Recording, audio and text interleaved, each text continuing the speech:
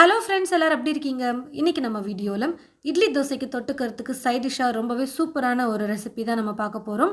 எப்பவும் ஒரே மாதிரி சட்னி சாம்பார்னு செய்யாமல் கொஞ்சம் டிஃப்ரெண்ட்டாக இந்த மாதிரி நீங்கள் செஞ்சு கொடுக்கும்போது எல்லாருக்கும் ரொம்ப பிடிக்கும். பொதுவாகவே 2-3 இட்லி சாப்பிட்றவங்க கூட 4-5 இட்லி வந்து பார்த்தீங்கன்னா எக்ஸ்ட்ராவே சாப்பிடுவாங்க. கண்டிப்பாக இது போலையும் நீங்கள் உங்களுடைய வீட்டில் ட்ரை பண்ணக்கூடிய அளவுக்கு ரொம்பவே ஈஸியான ஒரு ரெசிபியாக தான் இருக்கும். வாங்க இப்போ கும்பகோணம் கடப்பா எப்படி செய்கிறதுன்னு பார்க்கலாம். முதல்ல ஒரு குக்கர் எடுத்துக்கிட்டு இந்த குக்கரில் வந்து பார்த்தீங்கன்னா பாசிப்பருப்பு நான் சேர்த்துக்க போகிறேன்.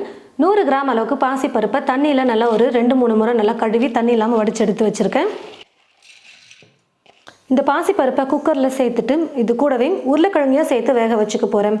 மண்ணெல்லாம் இல்லாத மாதிரி நல்லா உருளைக்கிழங்கு வந்து பார்த்தீங்கன்னா சுத்தமாக தண்ணியில் கழுவி எடுத்துக்கோங்க. நம்ம அப்படியே வந்து பார்த்தீங்கன்னா பாசிப்பருப்போடு சேர்க்க போகிறோம். அதனால் உருளைக்கிழங்கை நல்லா சுத்தமாக கழுவி எடுத்துக்கோங்க. கொஞ்சம் மீடியம் சைஸில் இருக்கிற மாதிரி இருக்கிறதுனால 3 உருளைக்கிழங்கு எடுத்து வச்சுருக்கேன். சும்மா 2 இந்த மாதிரி கட் பண்ணி இது கூடவே சேர்த்துக்கலாம். ஒரே சமயத்தில் வேக வச்சு எடுத்துக்கிட்டோம்னா ரொம்ப ஈஸியாக இருக்கும். அதனால் பருப்பையும் உருளைக்கிழங்கையும் ஒன்றா நான் வேக வச்சு எடுத்துக்க போகிறேன். பருப்பு வேகிறதுக்காக மட்டும் தண்ணியை சேர்த்துட்டு நம்ம வேக வச்சு எடுத்துக்கலாம். குக்கர் விசில் வர்றதுக்குள்ளே நம்ம தேங்காய் வந்து அரைச்சி எடுத்துக்கலாம். அரை முடி தேங்காய் வந்து பார்த்திங்கன்னா எடுத்து வச்சுருக்கேன். ஒரு சின்ன தேங்காயில் பாதி தேங்காவை எடுத்து நான் மேலே இருக்கிற அந்த ப்ரௌன் கலர்லாம் இல்லாமல் எடுத்துகிட்டு வெள்ளையாக தேங்காவை மட்டும் நான் வந்து பார்த்திங்கன்னா சின்ன சின்னதாக கட் பண்ணி எடுத்து வச்சுருக்கேன். கூடவே 5-6 பல் பூண்டு சேர்த்துக்கிறேன். காரத்துக்கு தேவையான அளவுக்கு பச்சை மிளகாய் சேர்த்துக்கோங்க. நம்ம காரம் வந்து பார்த்திங்கன்னா வெறும் பச்சை மிளகாய் மட்டும்தான் சேர்க்க போகிறோம். நான் வந்து கொஞ்சம் காரம் கம்மியாக இருக்கும் இந்த மிளகாய் அப்படிங்கிறதுனால 7 பச்சை மிளகாய் வந்து சேர்த்துருக்கேன். 1 டீஸ்பூன் சோம்பு சேர்த்துக்கிறேன். அரை டீஸ்பூன் கசகசா சேர்த்துக்கிறேன். கசகசா இல்லைன்னா பரவாயில்ல, ஆனால் சேர்த்து செய்யும் போது ரொம்ப டேஸ்ட் வந்து சூப்பராக இருக்கும். 3 டீஸ்பூன் அளவுக்கு பொட்டுக்கடலை சேர்த்துக்கிறேன். நார்மலாக நம்ம வீட்டில் யூஸ் பண்ணுற அதே ஸ்பூன் தான் இப்போ நான் யூஸ் பண்ணிகிட்ருக்கேன்.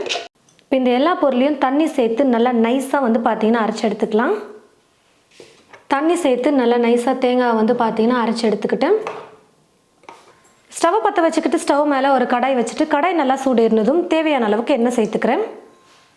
எண்ணெய் ஓரளவுக்கு காஞ்சதும் ஒரு சின்ன துண்டு பட்டை, 2 கிராம்பு, ஒரு பிரியாணி இலை எடுத்து வச்சுருக்கேன். அதை சும்மா அப்படி 2ஆக நான் வந்து கட் பண்ணி சேர்த்துக்கிறேன். 2 பெரிய வெங்காயம் எடுத்து மெல்லிசா நீளமாக கட் பண்ணி வச்சுருக்கேன், அதையும் சேர்த்துக்கிறேன். கருவேப்பிலை கொஞ்சம் சேர்த்துக்கிறேன்.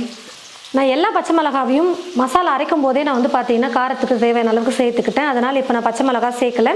நீங்கள் எண்ணெயிலையும் 2 பச்சை மிளகாவை 2ஆக கட் பண்ணி சேர்த்துக்கலாம். இல்லை மசாலா அரைக்கும் போதே நீங்கள் மொத்தமாகவும் காரத்துக்கு தேவையான அளவுக்கு பச்சை மிளகா சேர்த்துக்கலாம். வெங்காயம் ரொம்பவும் வதங்க வேண்டியதில்லை, சும்மா ஓரளவுக்கு லைட்டாக வதங்கினாலே போதும். இந்த அளவுக்கு கொஞ்சம் லைட்டாக கலர் மாற வரைக்கும் வதங்கினதுக்கப்புறம் ஒரு பெரிய தக்காளி பழம் எடுத்து நீளமாக கட் பண்ணி வச்சுருக்க அதை சேர்த்துக்கிறேன். தேவையான அளவுக்கு உப்பு சேர்த்துக்கிறேன். 1/4 டீஸ்பூன் மஞ்சள் தூள் சேர்த்துக்கிறேன்.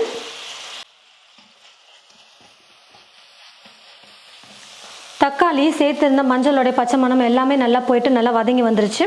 இப்போ இது கூட அரைச்சி எடுத்து வச்சுருக்கிற இந்த தேங்காய் விழுது வந்து பார்த்திங்கன்னா நான் சேர்த்துக்கிறேன். மிக்ஸி ஜார்லேயே கொஞ்சமாக தண்ணி சேர்த்துட்டு அலசி சேர்த்துக்கலாம். தண்ணி வந்து பார்த்திங்கன்னா கொஞ்சம் நிறையாவே வச்சுக்கலாம். நம்ம உருளைக்கிழங்கு சேர்க்கணும், அதுக்கப்புறம் பாசிப்பருப்பு வேறு நம்ம வேக வச்சுருக்கோம் பார்த்திங்களா, அதையும் நம்ம மசிச்சு சேர்க்கணும். அதனால் எல்லாத்தையும் சேர்த்து நம்ம குக் பண்ணும்போது கொஞ்சம் கெட்டியான பதத்துக்கு வர வாய்ப்பு இருக்குது. இப்போவே கொஞ்சம் தண்ணி நிறையா சேர்த்துக்கிட்டோம்னா நல்லா கொதிச்சிடும். அதுக்கப்புறம் நடுவில் நம்ம கெட்டியாக இருக்குது அப்படின்னு சொல்லிட்டு பச்சை தண்ணி சேர்க்கும் போது டேஸ்ட் வந்து நல்லா இருக்காது. முதல்லையே நல்லா தண்ணி கொஞ்சம் தாராளமாக சேர்த்துட்டு நம்ம குக் பண்ணிக்கிட்டால் கரெக்டாக இருக்கும், நல்லா டேஸ்டியாக வரும். பச்சை மிளகாலாம் இப்போ நம்ம பச்சையாகவே அரைச்சி சேர்த்துருக்கிறதுனால கொஞ்சம் நல்லா கொதிச்சதுன்னா அந்த பச்சை மணமெல்லாம் போய்கிட்டு டேஸ்ட் வந்து நல்லாயிருக்கும். இப்போ நல்லா கொதிக்கட்டும். ஒரு 2 நிமிஷத்துக்கு நம்ம குக் பண்ணிக்கலாம். பாசிப்பருப்பையும் உருளைக்கிழங்கையும் வந்து பார்த்திங்கன்னா நான் வந்து வேக வச்சுட்டு தனியாக எடுத்துக்கிட்டேன்.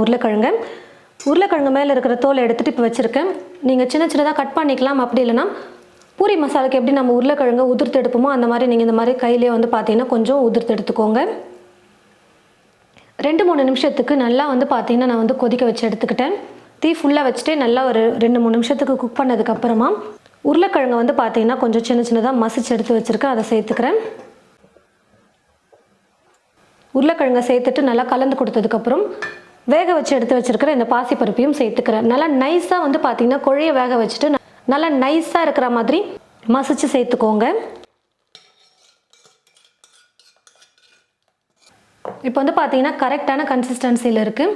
நல்லா கொதிக்கும் போது இன்னும் கொஞ்சம் லைட்டாக கெட்டியாக இருக்கும். அப்போ கரெக்டாக இருக்கும் நமக்கு இட்லி தோசைக்கு தொட்டு சாப்பிட. அப்பப்போ கரண்டி வச்சு கலந்து கொடுத்துக்கிட்டே இருங்க. எல்லாத்தையும் சேர்த்ததுக்கப்புறமா தீயை குறைச்சி வச்சுக்கிட்டே ஒரு 5-6 நிமிஷத்துக்கு பார்த்தீங்கன்னா நல்லா நான் குக் பண்ணி எடுத்துக்கிட்டேன். சேர்த்துருந்த மசாலாவுடைய பச்சை மணம் போயிடுச்சு. அதே மாதிரி நல்லா குக் ஆகிட்டு சூப்பராக கரெக்டான கன்சிஸ்டன்சிக்கும் வந்துருச்சு பாருங்கள். இப்போது கடைசியாக இது கூட பொடியாக நறுக்கிய கொத்தமல்லியை கொஞ்சம் நிறையாவே சேர்த்துட்டு நம்ம கலந்து கொடுத்துட்டு ஸ்டவ் ஆஃப் பண்ணிக்கிட்டால் போதும். ரொம்ப டேஸ்டியாக கும்பகோணம் கடப்பா வந்து ரெடி ஆகிடுச்சு. இட்லி தோசைக்கு தொட்டுக்கிறதுக்கு ரொம்ப சூப்பரான ஒரு சைட் டிஷ். எப்பயும் ஒரே மாதிரி சட்னி சாம்பார்னு செய்யாமல் கொஞ்சம் டிஃப்ரெண்ட்டாக இந்த மாதிரி நீங்கள் உங்களுடைய வீட்டில் கும்பகோணம் ஸ்பெஷலான இந்த கடப்பா ரெசிபியை ட்ரை பண்ணி பாருங்கள். எல்லாரும் செய்யக்கூடிய அளவுக்கு ரொம்ப ஈஸியான ரெசிபி தான்.